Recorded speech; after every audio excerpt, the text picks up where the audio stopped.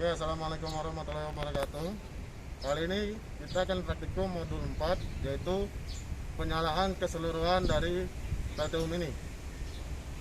Untuk langkah yang pertama yaitu berada di cooling tower.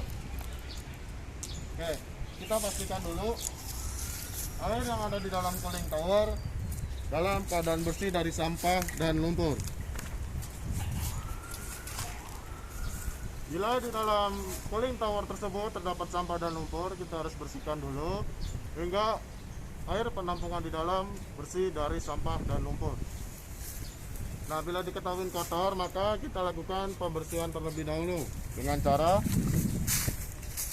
matikan dulu air yang mengalir ke dalam cooling tower. Kita matikan. Lalu kita buang air yang ada di dalam penampungan dengan membuka valve ini secara lurus dengan garis ataupun lurus dengan pipa. Lalu bila air yang dalam penampungan sudah habis, baru kita tutup kembali penampungan dan nyalakan kembali air pengisian menuju ke cooling tower. Lalu kita tunggu sampai pengisian yang ada di samping penampungan berada di level aman. Level aman bisa dilihat dari pelampung yang ada di dalam penampungan. Bila pelampung sudah dalam level aman, otomatis air yang mengisi ke dalam akan habis, akan mati. Oke, selanjutnya ketika cooling tower sudah bersih dari sampah dan lumpur, yang selanjutnya adalah yang kita lakukan adalah pengecekan aliran listrik yang dari PLN. Karena PLTU Mini ini masih menggunakan suplai listrik dari PLN, karena tidak bisa mengalirkan listrik sendiri. Yang pertama kita buka dulu.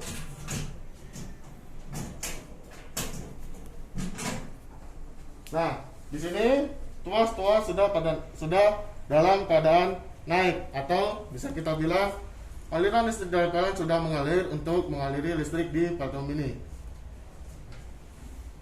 Lalu kita pastikan tombol safety sudah ditekan.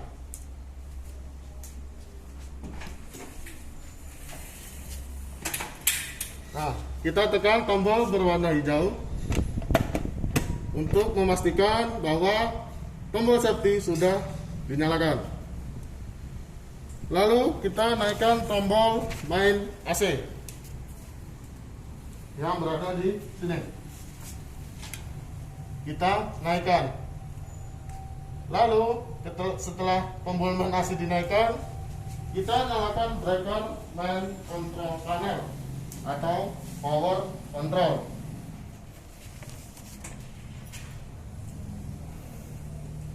Nah, ketika power control sudah naikkan, kita lihat terlebih dahulu tangki kondensat. Level airnya sudah dalam posisi aman atau belum. Di sini kita melihat kondensat level harus terisi minimal 75% levelnya. Karena untuk mengaliri air menuju ke dalam boiler yang akan dipanaskan di dalam boiler. Lalu bila kondensat level berada di bawah posisi aman, kita nyalakan dulu pompanya dengan cara kita buka katup yang ada di sini secara lurus, lalu kita nyalakan pompanya dengan memutar ke arah kanan. Lalu kita cek parameter yang ada di depan.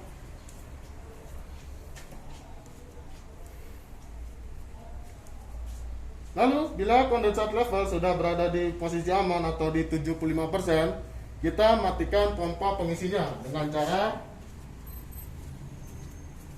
matikan terlebih dahulu pompanya, lalu tutup katupnya. Lalu yang selanjutnya adalah kita ngecek pressure yang ada di dalam boiler apakah sudah memenuhi sistem syarat untuk sistem kerja atau tidak. Kita cek di parameter sebelah sini.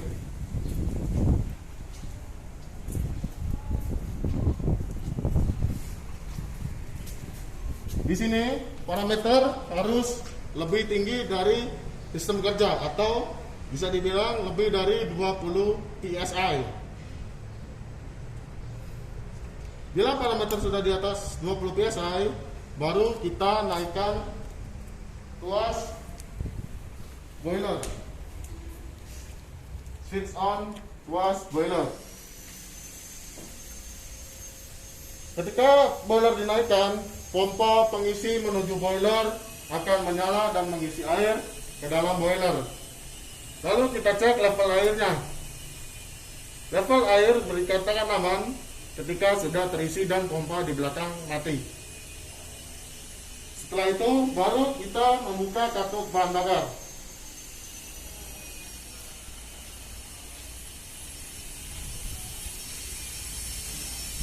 Oke, yang pertama kita buka katup yang di sini secara sejajar dengan pita. Lalu kita buka yang di sebelah ini.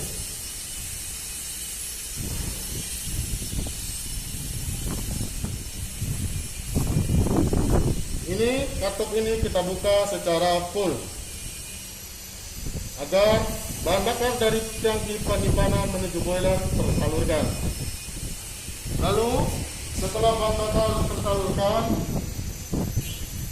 baru kita bisa menyalakan boiler dengan cara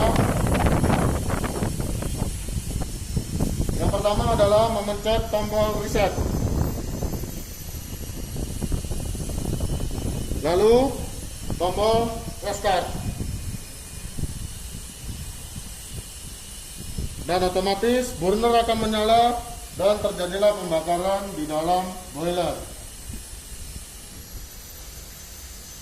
Lalu bila sudah terjadi pembakaran di dalam boiler, kita cek temperatur yang keluar dari jalur spek atau jalur terobong. Kita cek di sini. Ketika boiler sudah terjadi pembakaran, temperatur di sini akan naik dan mentok di 325 derajat Celcius. Lalu ketika temperatur sudah naik, kita pastikan hasil pembakaran yang ada di boiler dalam kondisi baik, uap hasil pembakarannya, dengan cara kita mengecek ke dalam terobongnya.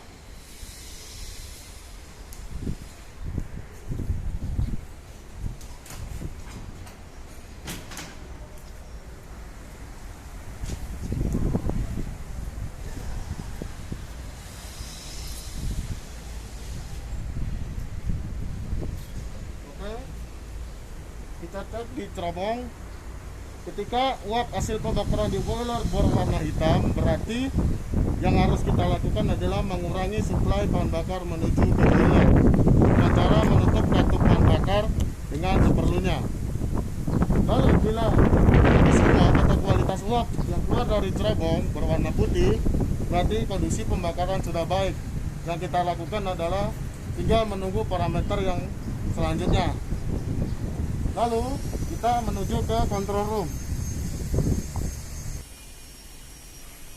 Lalu kita cek di tekanan steam pressure. Bila tekanan steam pressure sudah mencapai 3 bar, kita buka jalur venting valve atau jalur pembuangan alternatif untuk mengecek kualitas uap yang ada di dalam boiler, apakah sudah terjadi uap yang sebenarnya atau masih dalam uap jernih.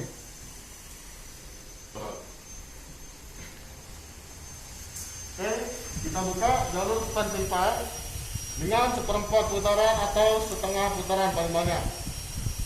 Kita cek sambil kita tunggu aliran uap yang keluar. Bila uap yang keluar masih berbentuk air, tunggu airnya sampai habis. Bila sudah, tutup kembali jalur venting pipe secara rapat. Lalu kita kembali ke control room.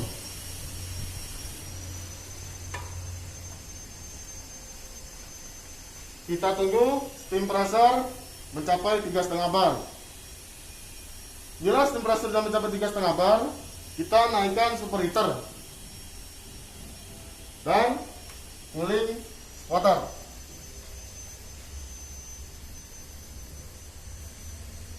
Lalu bila mencapai steam pressure 4 bar, kita buka katup heater atau steam valve.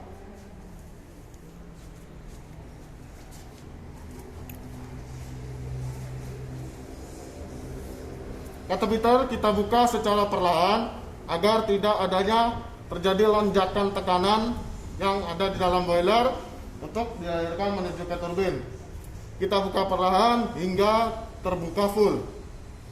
Lalu kita kembali ke dalam control room.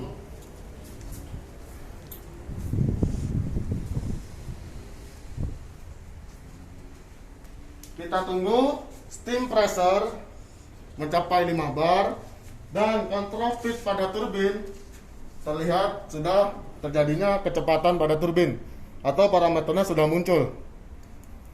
Lalu bila steam pressure sudah mencapai 5 bar, kita buka katup governor.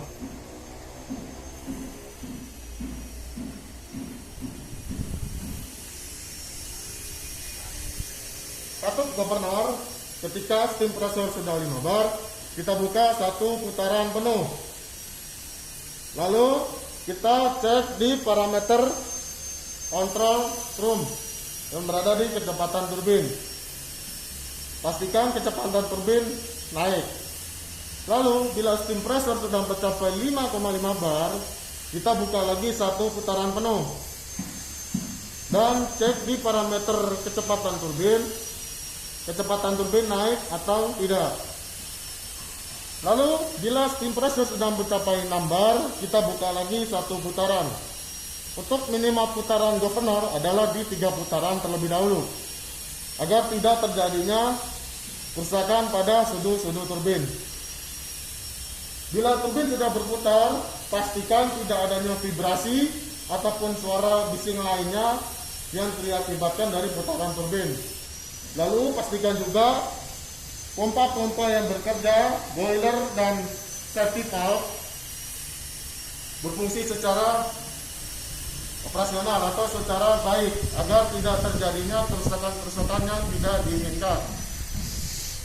Lalu bila turbin sudah berputar dengan kecepatan yang diinginkan, kita cek di parameter di depan.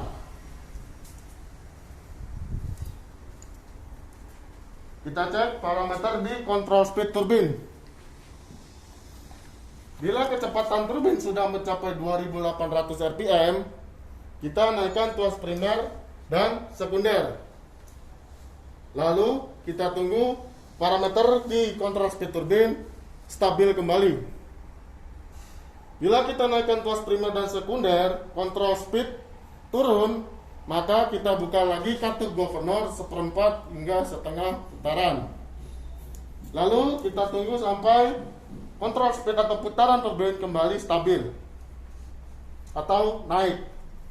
Bila kecepatan turbin sudah mencapai 3000 rpm, kita naikkan tuas beban 1, 2, 3, dan 4. Lalu kita lihat beban yang di belakang.